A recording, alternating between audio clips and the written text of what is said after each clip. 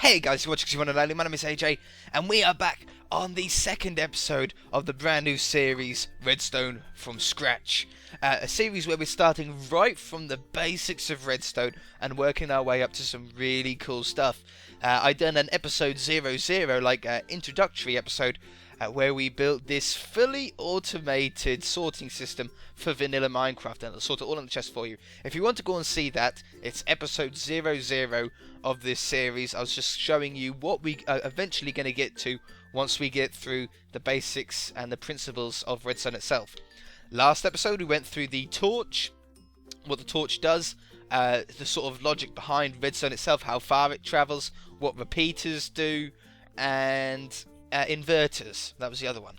So that was sort of the very basics of Redstone. We're now moving on to today's episode, which is gates, or logic gates.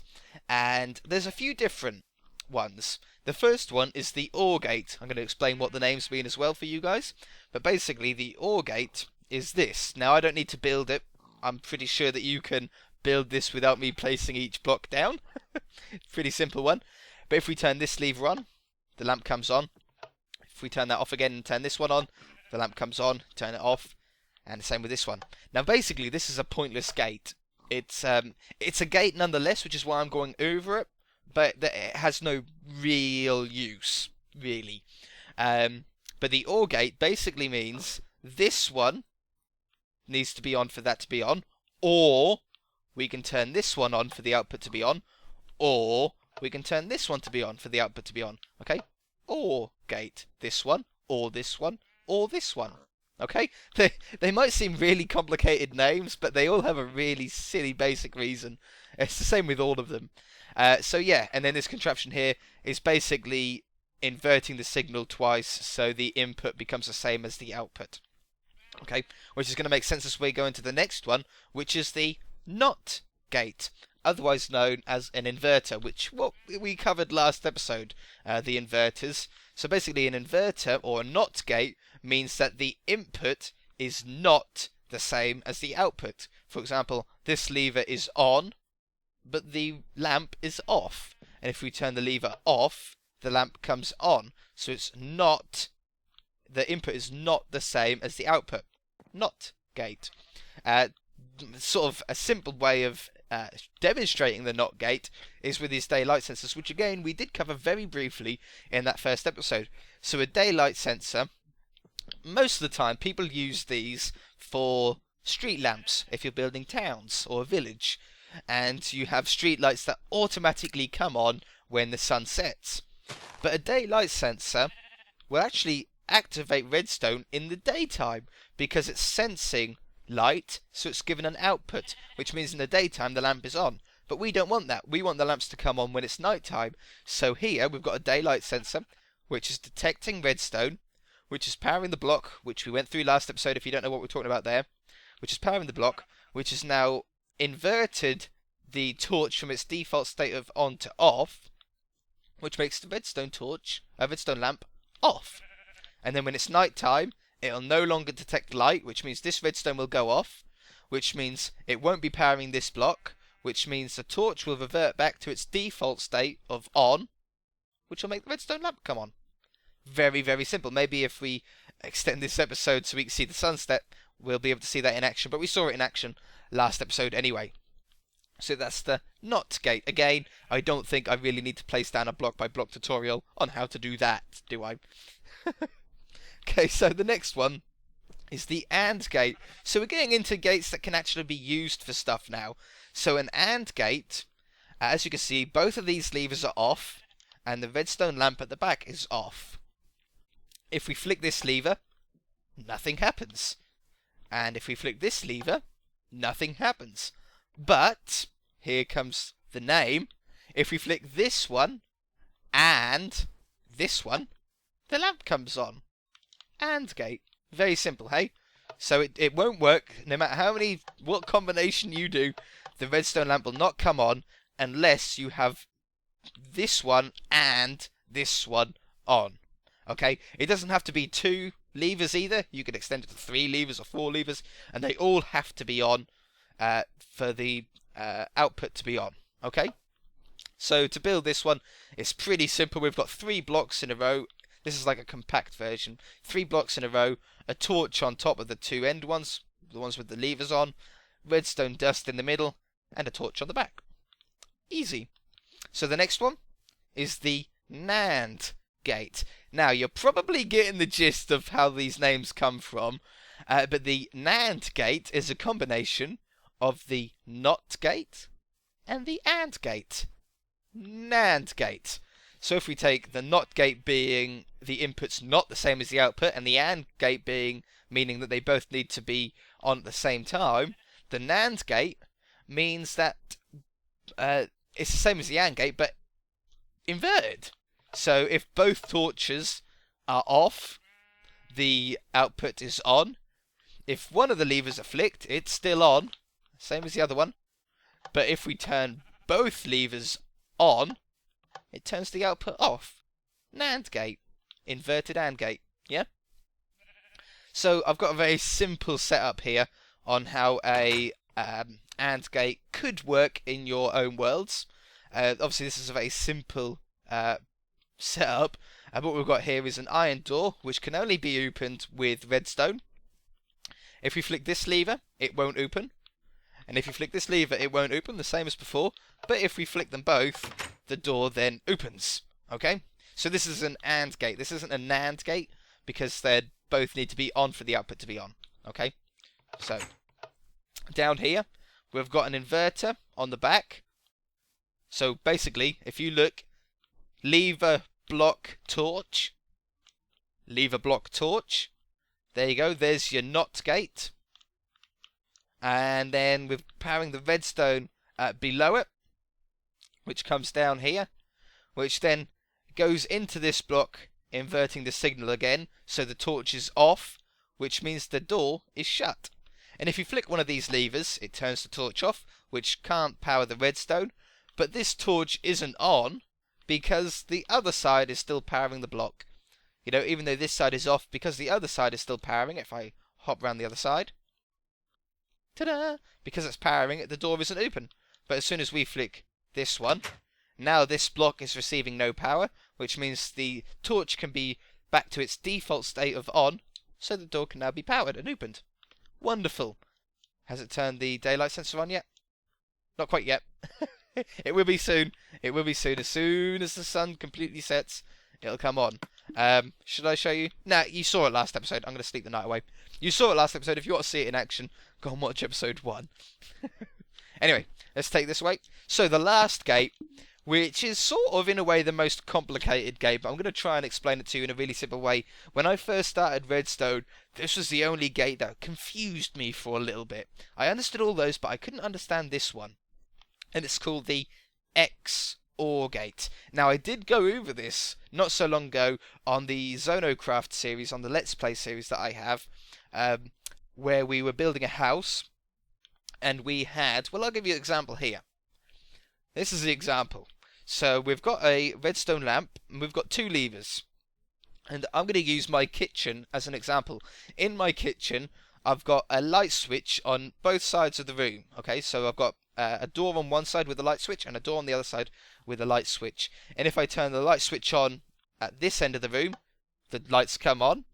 And then if I go to the other end of the room, and I flick the lever, in my house, the lamp goes off. My lights go off. And then I can come back to this one and turn that one, and then the light will come on again, and I do that one, and the lights go off. But levers here, or this example, if we flick this lever on, it's powering the redstone, which powers the lamp, but by flicking this lever, we're not turning the redstone signal off. We're just making these 2 redstone dust a little bit brighter. In fact, I don't know if you can even see that on YouTube, but they turn a little tiny bit brighter. So we use an XOR gate, or exclusive OR gate, to solve this problem. So here's the redstone lamp. If we flick this lever, the redstone lamp comes on, and then if we flick this one, it turns off. This one on, this one off. On, off, on, off. And no matter what combination you do, every time you flick a lever, the combination, or the output, will change. Okay? No matter what you do, it will change. So this is a perfect example for my kitchen again. So the lights are off. I can enter this side of the room, turn the light on. I go through the room. I turn the light off on my way out. And then when I come back in, I can turn the light on, walk through the kitchen, and turn the light off again. And this is it. So, this is the only one that I'm going to actually show you block by block on how to build. I'm pretty sure you can understand it just from me like revolving around it. Or not, maybe not understand it for some of you, but you could build it yourself. But basically, we're using slabs, which is an interesting principle here. Let me just run through very quickly what slabs do when it comes to redstone. So let me get some redstone, and let me get a lever, and let me get a block just so I can place things a little bit easier. I always use white wool. So, if I've got a lever, piece of redstone, and I put that there, and I put that there, and I put that, that there, and then we reverse it, we do it the other way. So I'm going to put a lever on there. Oh, poop. A lever on there. Go on the top. My sensitivity is a bit messed up. And then we do that there. That there. Nope, on the top. And then that one there. Okay. And we place redstone on these. So like that. And like this. Now, as you can see, it's not actually going down the side of the block. Unlike when you do it like this, you can see the redstone run down the sides of the blocks. You can't see that on slabs. But if we do it downhill, it doesn't go down it. Unlike if we do it here, the redstone travels all the way down to the floor. But with slabs, it can't go downhill. But if we do it this way, it can go uphill. So it's a strange premises, but it's something that's handy when it comes to the XOR gate, or at least this design of the XOR gate. There are many different ways to build each of these gates, especially the XOR gate. I know of 3 different ways you can build that, all different sizes, all different shapes. But yeah, slabs will allow redstone to run up it, but not down it. Okay. So the XOR gate, what we're going to do is we'll build it like back to back with each other. So the first thing you're going to do is you're going to put the back together, which is 3 blocks with a torch there and a torch there, like the back of a car, the way that we do cars on our city. And now you're going to come up here and you're going to place 2 blocks on top of each other, and you're going to put a slab here, a slab here, and a slab here. And then you're going to place a block on top of there, put 1 on each side, and delete that middle one. So now you get this shape, which might look a little bit weird, but you'll understand it eventually. Now what we're going to do is we're going to place a torch here, redstone there and there. That'll turn those torches off, and that's because this torch is now powering this redstone, which is powering the block, which is inverting the torch itself. Basically, like a mini NAND gate, like a mini NOT gate, yeah, inverter, same thing. As you can see, you sort of use gates everywhere without even knowing it. You're using them, and we're going to place redstone over here and there, and that's it. That is your XOR gate done. We can now place a lever here and a lever here. Let's bring the output around, so this redstone is joining up to both of those torches. Bring it down here. Let's get a lamp down. We've got the lamp down, and now we can flick the lever and the lamp comes on, flick the lever and the lamp goes off. Wonderful. So let's have a look at this from the back while flicking the levers. So the redstone, as we learnt, can travel uphill, but it can't travel downhill. So when we turn this lever on, the redstone goes across.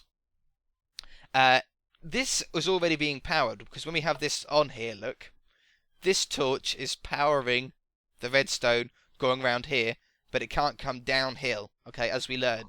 But if we flick this lever, it's now going uphill, so it's powering it to here, which is turning this torch off, and it's powering it up here, but it can't power this because it's going downhill, but it comes up as well, which inverts this signal, which means this torch stays on, this torch is off, meaning the output is on. And then if we flick them both on, we now have power going up both sides and across the middle, which turns all the torches off, which means the output is off. And again, if we then turn this one back off again, it's the same as the first time, but flipped around.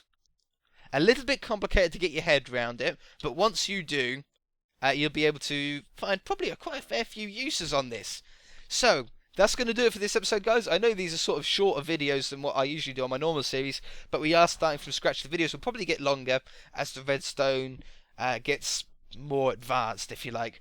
Next episode, we're probably going to be moving into T flip-flops and things like that.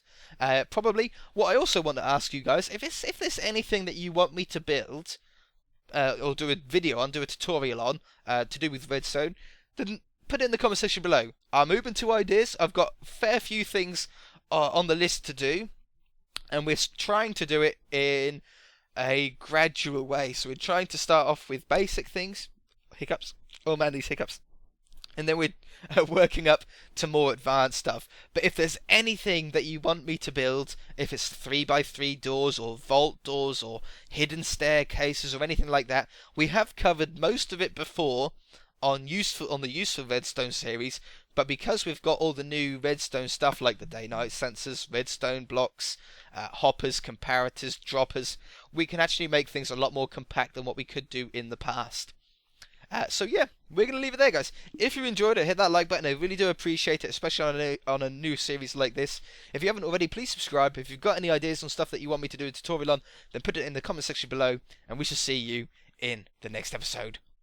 Bye!